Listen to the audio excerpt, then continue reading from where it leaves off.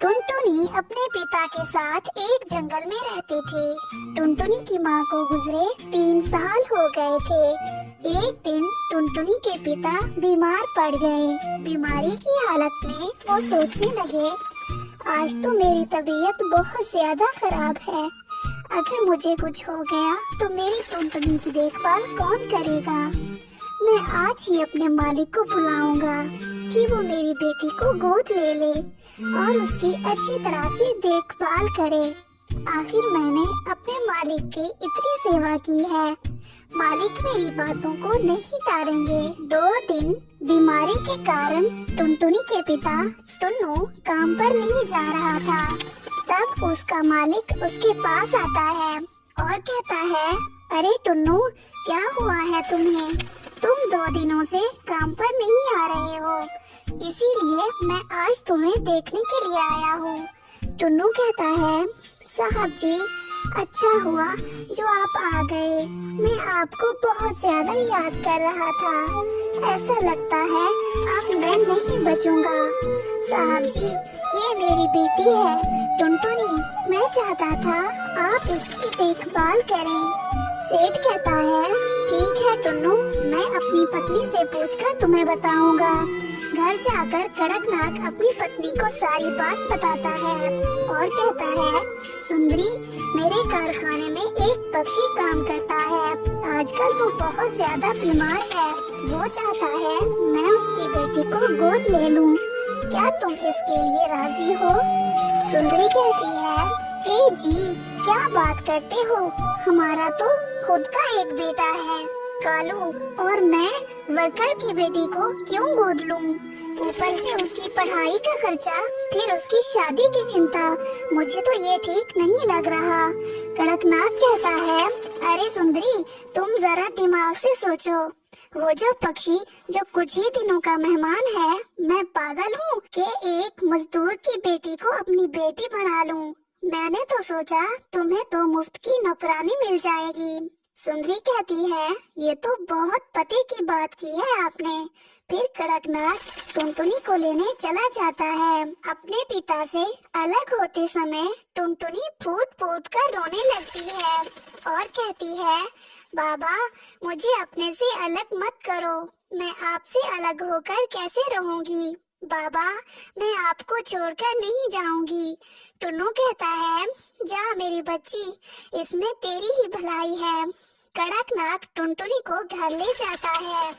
घर आकर कड़कनाथ अपने काम में बिजी हो जाता है और सुंदरी कवि टुनटुनी से मीठी मीठी बातें करने लगती है और कहती है, टुनटुनी, तू कुछ खाएगी?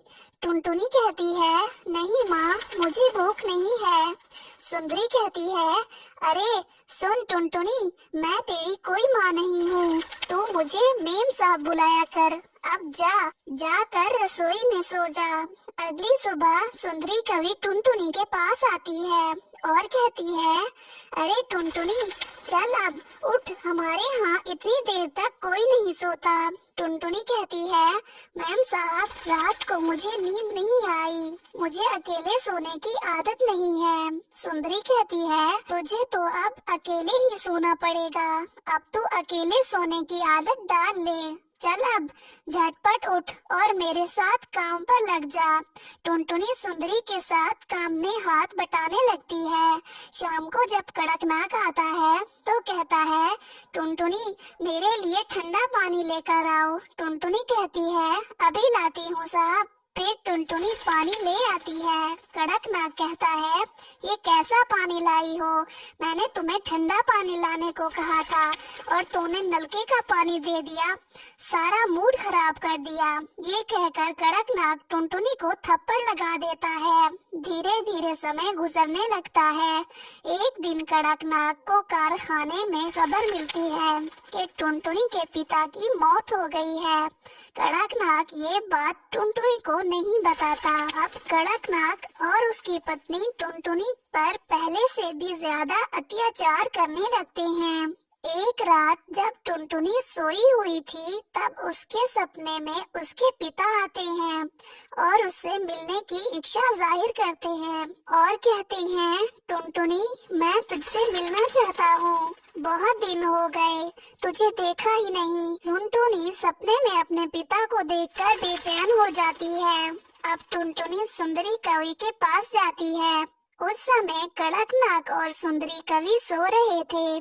टुनटुनी दरवाजा खटखटाने लगती है और कहती है, मेम साहब, ओ मेम साहब, जल्दी से दरवाजा खोलिए, मुझे अपने बाबा से मिलने जाना है। मेरे बाबा मुझे बुला रहे हैं, मैं अपने बाबा के पास अभी और इसी वक्त जाऊंगी।